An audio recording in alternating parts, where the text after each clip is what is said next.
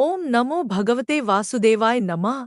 भगवान श्री कृष्ण द्वारा अर्जुन को दिया गया ज्ञान सर्वश्रेष्ठ ज्ञान माना जाता है, जिसे गीता ज्ञान भी कहा जाता है। श्रीमद् भागवत गीता श्री कृष्ण द्वारा कहे गए बहुमूल्य कथनों का संग्रह है। गीता में निहित कई श्लोक जीवन दर्शन का एहसास कराते हैं।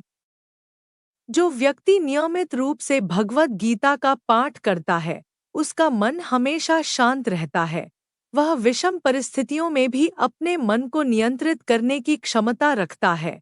प्रस्तुत श्लोक में प्रथम अध्याय के 17वें और 18वें श्लोक का वर्णन किया गया है। काश्यश्च परमेश्वास शिखंडी च महारथा धृष्टद्युम्नो विराटश्च सात्यकिश्चापराजिता द्रुपदो द्रौपदेयाश्च सर्वशः पृथिवीप्ते सौभद्रश्च महाबाहुः शंखान दध्मुः पृथक पृथक। अर्थात, हे राजन, श्रेष्ठ धनुष वाले काशीराज और महारथी शिखंडी तथा धृष्टद्युम्न एवं राजा विराट और अजय सात्यकी राजा द्रुपद और द्रौपदी के पांचों पुत्र तथा लंबी लंबी भुजाओं वाले सुभद्रा पुत्र अभिमन्यु, इन सभी ने सब ओर से अलग अलग शंख बजाए। काश्यश्च परमेश्वास शंखान दध्मुः पृथक पृथक। महारथी शिखंडी बहुत शूरवीर था। यह पहले जन्म में स्त्री था और इस जन्म में भी राजा द्रुपद को पुत्री रूप से प्राप्त हुआ था। आगे चलकर यही शिखंडी स्थूणाकरण नामक यक्ष से पुरुषत्व प्राप्त करके पुरुष बना।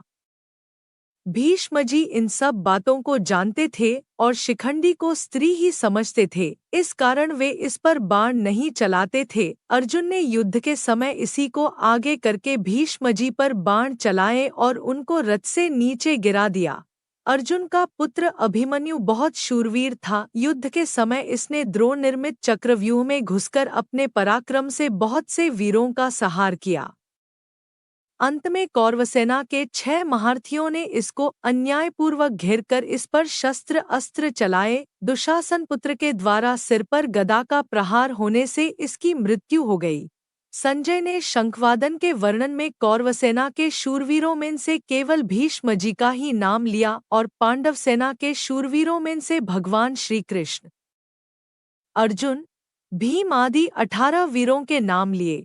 इससे ऐसा प्रतीत होता है कि संजय के मन में अधर्म के पक्ष का आदर नहीं है, इसलिए वे अधर्म के पक्ष का अधिक वर्णन करना उचित नहीं समझते।